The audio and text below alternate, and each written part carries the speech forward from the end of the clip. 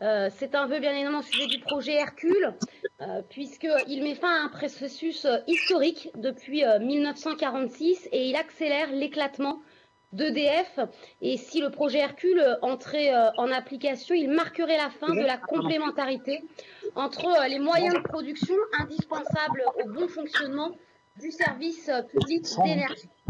Il suppose donc une rupture définitive de la synergie entre production, distribution et vente de l'électricité, de cette synergie défendue au lendemain de la guerre, tant par le général de Gaulle que Marcel Paul, alors ministre communiste de la production industrielle dans notre pays. En fait, notre région a voté en 2019 un vœu réclamant l'arrêt du processus de cession des activités hydroélectriques.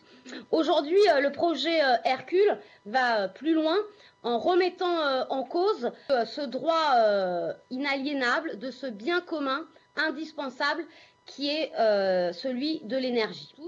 Il remet en effet en cause le service public de distribution d'électricité et ce seront in fine les usagères, les usagers qui seront les otages d'une stratégie financière inéquitable.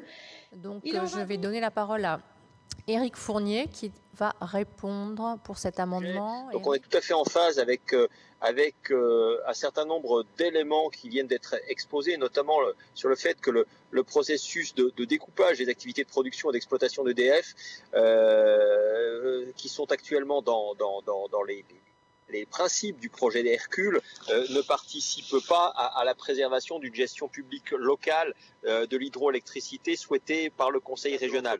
Nous serions donc favorables, effectivement, concernant les propositions sur les activités hydroélectriques et peut-être pourrions-nous suggérer qu'il nous faille à nouveau solliciter le gouvernement sur une exposition claire des conséquences et un dialogue sur les conséquences du projet Hercule sur nos activités régionales.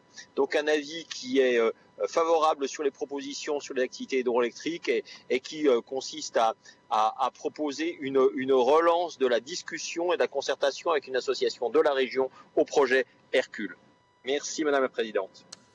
Merci Monsieur Fournier. Donc la proposition, Madame Cukierman, est donc de conserver le premier point, c'est-à-dire, je le lis, d'arrêter le processus interne et législatif du projet de scission des activités hydroélectriques, nucléaires et ENR de production et d'exploitation d'EDF, baptisé Hercule.